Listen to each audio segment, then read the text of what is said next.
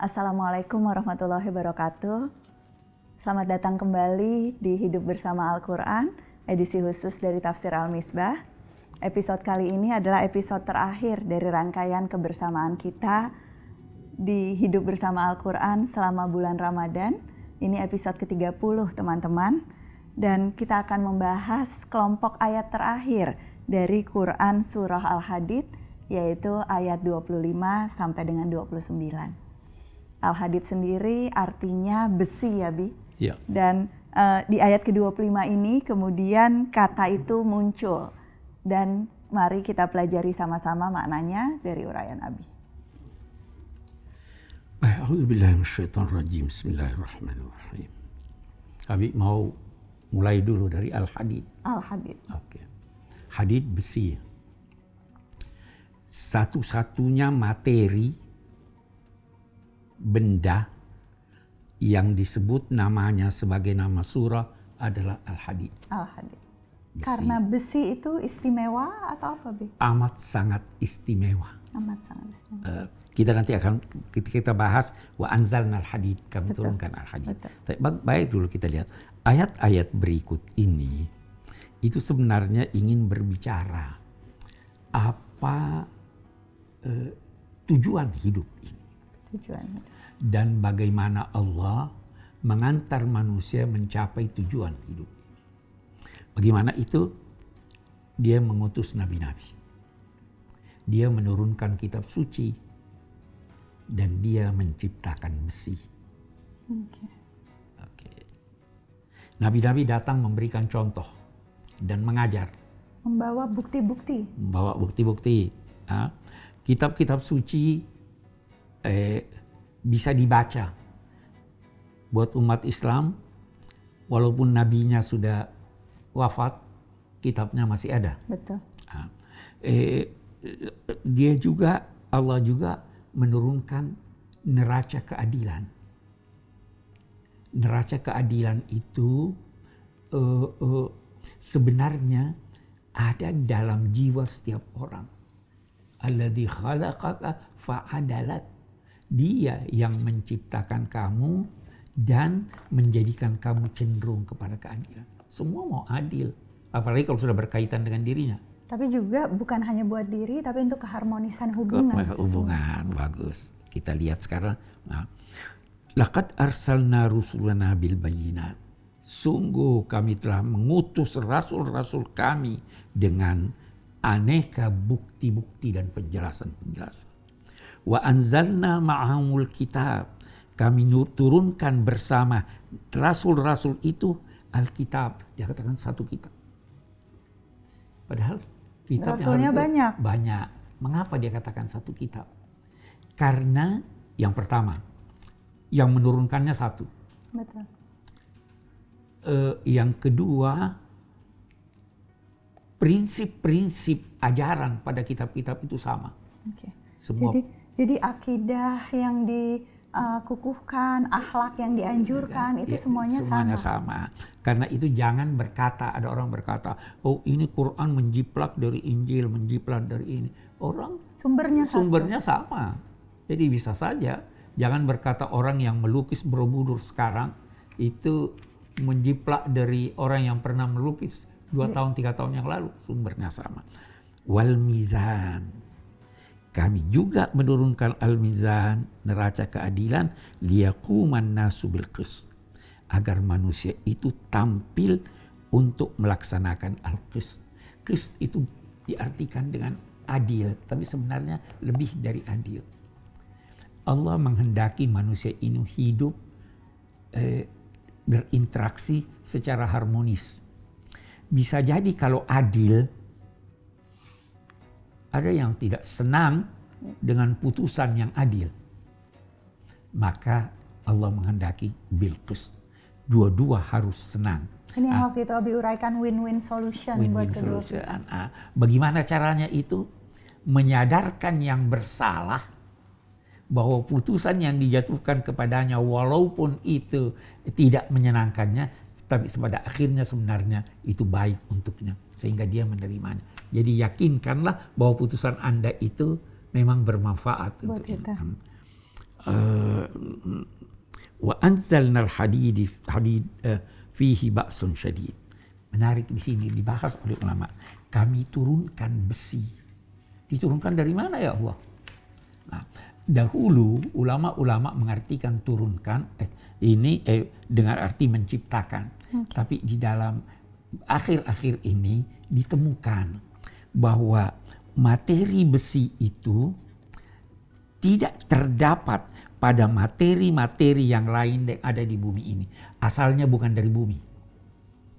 Mereka menemukan bahwa materi besi ini berasal dari planet bintang yang hancur sehingga bertebaran hancurannya turun ke bumi. Jadi bukan dari bumi, dia turun dari langit. Jadi ini salah satu ayat yang juga menunjukkan kebenaran Al-Quran gitu secara ilmiah. Kami turunkan besi, di sana ada kekuatan yang dahsyat dan ada manfaat buat manusia. Besi ini diturunkan untuk digunakan kalau perlu menegakkan keadilan. Kan besi tujuannya mau menegakkan untuk keadilan. menegakkan keadilan. Berarti apa, Bi? Jadi senjata? Jadi senjata. Ya. Ini ajaran Islam menyatakan boleh menggunakan senjata menghadapi orang-orang yang menganiaya yang ini. Nah, jadi tujuan kehadiran Rasul ini, tujuan agama inilah menegakkan keadilan kalau perlu dengan kekerasan. Jadi kezoliman yang merupakan lawan dari keadilan itu kalau harus kita hadapi dengan kekerasan, itu pun dalam situasi tertentu diperbolehkan. Betul. Waliya'lamallahu may yansuruhu wa rusuluhu. Dan agar supaya Allah tahu.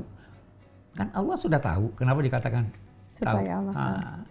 Sama Abi sering beri contoh, saya sudah tahu si A ini tidak lulus, tapi tetap diuji supaya saya tahu dalam kenyataan sehingga dia tidak bisa membantah, ya kan? Itu supaya Allah mengetahui dong. Siapa yang membelanya dan membela rasul-rasulnya bil ghaib, padahal Allah dan rasulnya ghaib tidak dilihatnya, atau dia membela Allah dan rasulnya walaupun orang tidak lihat dia membelanya. Innallaha qawiyyun aziz, sungguhnya Allah maha kuat lagi maha aziz, maha mulia. Itu sudah pernah terangkan. Wa laqad arsalna Nuhan wa Ibrahim wa ja'alna fi dzurriyyatihim an-nubuwwata wal kitab. Sesungguhnya kami telah mengutus Nabi Nuh, Nabi Ibrahim, kami jadikan pada keturunan keduanya orang-orang yang menjadi nabi dan kami berikan mereka itu kitab suci. Nah, di antara keturunannya itu ada yang memperoleh dan melaksanakan petunjuk, tapi ada juga yang memperoleh petunjuk tapi tidak melaksanakannya, maka itu adalah orang-orang yang fasik. Setelah kedua rasul dan anak cucunya ini, Nabi Nuh dan Nabi Ibrahim, kami ikutkan di dalam jejaknya rasul-rasul kami, dan kami ikutkan rasul-rasul kami yang lain itu dengan Isa bin Maryam yang merupakan rasul terakhir sebelum Nabi Muhammad. Jadi dia sebut Nuh rasul. Nuh itu rasul pertama, bukan nabi pertama. Nabi pertama itu Nabi Adam. Rasul Nabi pertama, Nuh Nabi pertama, Ibrahim di pertengahan, kemudian dia sebut yang terakhir sebelum akhir. Nabi Isa alaihissalam. Jadi mencakup semuanya ini untuk menggambarkan tujuan risalah itu apa. Wa atainahul injil wa ja'alna fi qulubil ladzina tabauhu ra'fatan wa rahmah. Dan kami jadikan di hati orang-orang yang mengikuti Nabi Isa itu rasa rahmat, kasih sayang, dan rahbaniyah. Rahbaniyah itu rasa takut kepada Allah yang menjadikan seseorang menyendiri, menjadikan seseorang menjauh dari dunia karena ingin mendekat kepada Allah. Oke, nah Ella ingin tahu lebih lanjut soal rahbaniyah ini, Bi. Apakah ini sesuatu yang dianjurkan, takut sehingga menjauhkan diri dari dunia, atau apakah itu sesuatu yang seharusnya tidak kita praktekkan? Jangan kemana-mana teman-teman, Tunggu jawabannya di lanjutan dari episode ini. Tetap di Hidup Bersama Al-Quran, edisi khusus dari Tafsir Al-Misbah. Pendidikan Kader Mufasir adalah salah satu program dari Pusat Studi Al-Quran. Program intensif khusus bagi peserta yang sudah mendalami ilmu tafsir di perguruan tinggi dan berhasil lolos seleksi dari seluruh Indonesia. Selama 6 bulan sampai 1 tahun, para kader ini mendapat pengayaan serta mentoring ilmu-ilmu Al-Quran lainnya dari Dewan Pakar PSQ. Program ini bertujuan melahirkan mufasir yang mumpuni serta mampu menghasilkan karya untuk kemaslahatan umat. Terima kasih teman-teman masih menyaksikan episode terakhir dari Hidup Bersama Al-Quran, edisi khusus Tafsir Al-Misbah untuk Ramadan kali ini. Dan ini juga pertanyaan dari Mbak Emil dari Kutai Kertanegara. Pertanyaannya penting karena banyak ditanyakan oleh penonton-penonton lainnya juga. Apakah berlebih-lebihan hanya dilarang dalam segi materi? Bagaimana jika berlebihan dalam ibadah? Nah, Ustazah Qurratu Ain, salah satu ustazah yang bergabung di jaringan cariustad.id akan memberikan jawabannya. Silakan. Assalamualaikum warahmatullahi wabarakatuh. Apakah larangan berlebih-lebihan itu hanya pada materi saja ataukah dalam aspek ibadah juga? Baik, pada hakikatnya berlebih-lebihan dalam segala aspek itu tidaklah dianjurkan. Sebagaimana kalau kita bisa ambil contohnya dalam agama, berlebih-lebihan dalam berwudu yaitu dengan lebih dari 3 kali sebagaimana yang dianjurkan oleh para ulama, itu juga termasuk bagian dari berlebih-lebihan. Contoh yang lain adalah salah seorang sahabat Abu Darda yang mana beliau sangat getol untuk beribadah. Di pagi harinya beliau selalu berpuasa dan kemudian di malam harinya beliau selalu bermunajat, bersolat malam sehingga beliau lupa akan dirinya, akan kesehatannya dan juga akan keluarganya. Kemudian Nabi Muhammad melihat kondisi Abu Darda ini berpesan bahwa sesungguhnya setiap jiwanya atau setiap di dalam diri Abu Darda itu memiliki hak yang harus ditunaikan. Nah, dari beberapa kisah ini dapat kita simpulkan bahwa tidak hanya dalam aspek materi saja, berlebih-lebihan dalam ibadah itu juga tidak dianjurkan dalam agama. Cukup sekian. Wassalamualaikum warahmatullahi wabarakatuh. Terima kasih Ustazah Qurratu Ayuni dari cariustad.id. Saya ingin lanjutkan pembahasan tadi tentang umat dari Nabi Isa alaihi salam yang digambarkan memiliki rahbaniyah, rasa takut gitu ya. Ya, apa yang dimaksud dengan itu? Jadi begini, rahbaniyah itu terambil dari kata rahbah, takut. Ketakutannya kepada Allah menjadikan mereka sangat berhati-hati dan mereka beranggapan bahwa mendekat ke dunia ini bisa menjerumuskan. Okay. Nah, maka di sini dikatakan warahbaniyatan ibtada'uha, maka mereka menciptakan sesuatu yang baru yaitu rahbaniyah yang menyebabkan mereka itu menjauh dari dunia, tidak ingin mendapatkan kelezatan jadi dunia. termasuk nggak kawin dan sebagainya itu termasuk di situ. itu segalanya. Atau kita kembali kepada ayat kita, ma katabnaha alaihim illa ibtigha'a ridwanillah. Di sini ulama berbeda pendapat. Pendapat yang kita pilih di sini bahwa rahbaniyah itu yang mereka ciptakan buat dirinya, bukan kami yang mewajibkan pada mereka, tetapi karena mereka mau, maka mau untuk memperoleh ridha Allah, maka kami terima. Sayangnya mereka tidak memeliharanya dengan benar rahbaniyah itu. Nah, jadi yang tidak benarnya apanya? Yang tidak benarnya ada yang melanggar prinsip-prinsip kemanusiaan. Ada yang mengabaikan dunia 100%. Tetapi ada orang begini yang Abi mau katakan begini.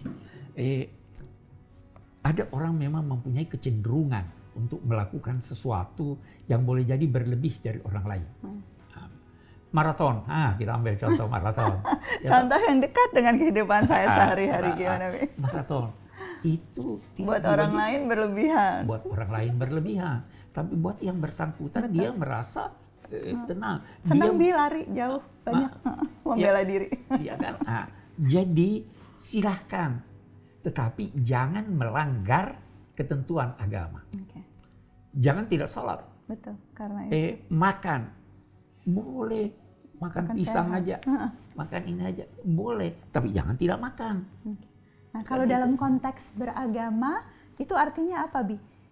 Bahwa agama Islam ini sesungguhnya mudah gitu ya, tidak menyulitkan. Dia tidak, nah itu kembali. Liyaquman nas bil qist, al-mizan, ada.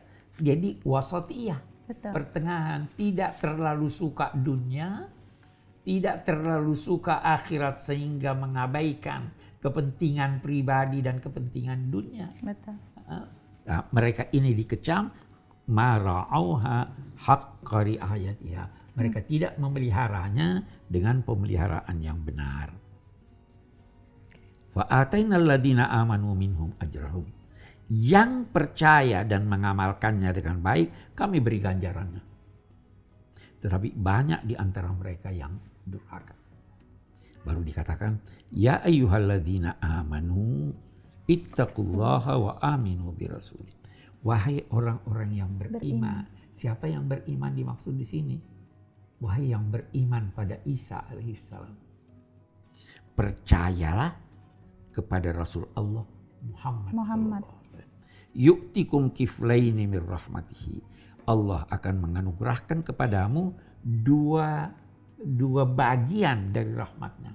Sekali karena kamu percaya Isa, sekali karena kamu percaya Nabi Muhammad. Ada yang berkata begini, kalau begitu ya ahlul kitab bisa lebih banyak ganjarannya dari umat Islam. Dijawab begini, dia beri contoh, percaya Nabi Isa dapat 30. Percaya Nabi Muhammad dapat 30. Berapa jumlahnya? 60. Percaya yang sebenarnya sebagaimana diajarkan oleh Nabi Muhammad SAW, di mana di sana ada harus percaya pada Nabi Isa, Nabi Ibrahim, Nabi Nuh dan seterusnya. Itu jumlahnya yang disebutkan.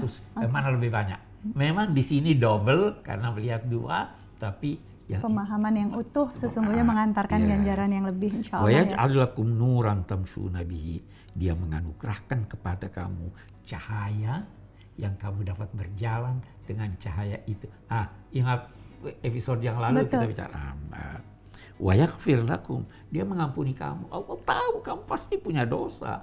Seandainya manusia tidak berdosa, Allah akan menciptakan makhluk-makhluk yang berdosa supaya dia mengampuni. Yaghfir lakum wallahu ghafurur rahim. Li'alla ya'lama ahlul kitab alla yaqdiruna ala syai'. Ayat ini muskil. Tapi kita ambil secara singkat. Kemuskilannya itu karena ada di kata-kata li'alla agar supaya tidak. Ada yang berkata kata tidak di sini sekedar penguat. Jadi maknanya agar supaya ahlul kitab, orang Yahudi dan Nasrani tidak mampu untuk melakukan sesuatu dalam membagi-bagi anugerah Allah. Apa itu maksudnya? Orang Yahudi mau agar penutup nabi-nabi itu dari orang Yahudi. Betul. Tapi Allah menetapkan Nabi Muhammad supaya mereka tahu bahwa mereka tidak kuasa untuk membagi-bagi. Wa annal fadla biyadillah. Keutamaan, rahmat dan segalanya semua berada di tangan Allah. Dia memberikannya kepada siapa yang dikehendakinya dan Allah Maha Besar keutamaan anugerahnya dan Allah adalah zat yang sangat besar dan agung keutamaannya anugerahnya. Itu ayat kita. Itu ayat kita yang menjadi penutup teman-teman, penutup dari Quran surah Al-Hadid. Di awal surah sudah diuraikan bahwa semua makhluk itu tunduk hanya kepada Allah. Dialah pemilik, hanya Ia sendiri yang menjadi pemilik dari kerajaan langit dan bumi. Itu awal surahnya.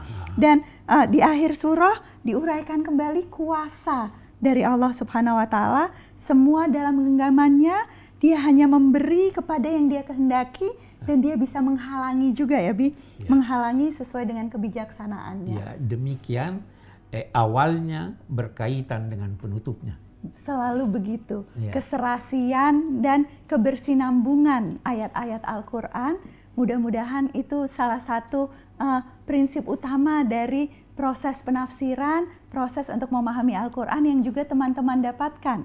Sama dengan yang saya dapatkan dalam proses belajar kita bersama Abi selama 1 bulan di Hidup Bersama Al-Quran, edisi khusus dari Tafsir Al-Misbah. Dan terakhir, semoga 30 episode ini membantu kita untuk terus punya semangat, untuk tidak hanya membaca, tetapi juga memahami dan insya Allah bisa mengamalkan Al-Quran dalam kehidupan sehari-hari, bukan hanya di bulan Ramadan ini. Mari kita lanjutkan kebiasaan harian ini menjadi kebiasaan yang terus kita praktekkan di bulan Syawal dan juga bulan-bulan seterusnya dalam kehidupan kita. Terima kasih sudah menyaksikan. Sampai jumpa lagi dalam tayangan-tayangan berikutnya, insya Allah, Abi. Insya Allah, insya Allah. Assalamualaikum warahmatullahi wabarakatuh, teman-teman. Alhamdulillah.